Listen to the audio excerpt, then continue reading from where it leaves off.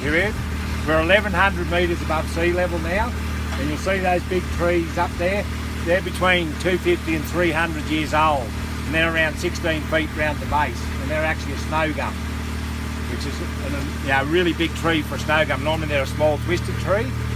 So we have 33% of the farm in conservation now, and that's what these areas are like on our left. This is what's known as remnant vegetation, and thankfully my grandfather had good foresight where they didn't clear fell all the country, because back in the days the government actually paid the farmers to clear all the trees to get more agricultural land. But as we found out, it was the biggest mistake ever, especially in an environment like ours where the winters are very harsh. So he was good and he left a lot of remnant vegetation, but the problem was it was starting to die out, and I thought if I didn't do something about it now, the next 50 years we'll lose a lot of this natural bushland. So we fenced it away from the stock to let it regenerate, and I'll show you a couple of really good instances as we go around the property. And we're now in the process, they're all new plantings now.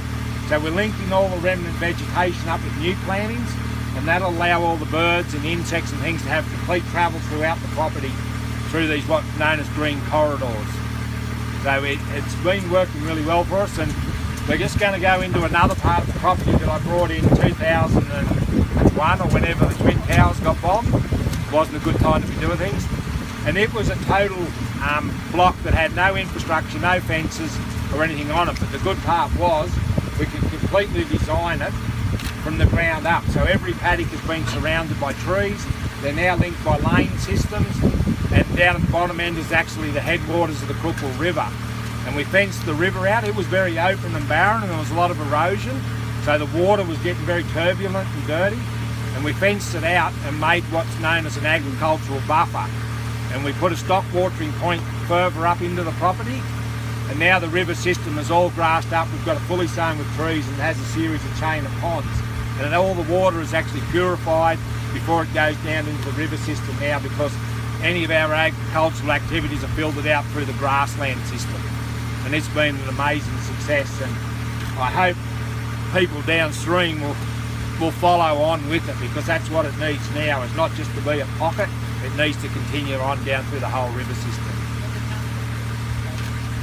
So it's a natural filtration through the grasses and the tussocks and things, yeah. Does that reverse erosion? It does, it stops all the erosion. Our biggest fear now, and you'll see starting to happen, see how we're getting a lot of dirt patches? Yep. We've been in a really dry period now for 6 weeks, so we're losing all our ground cover.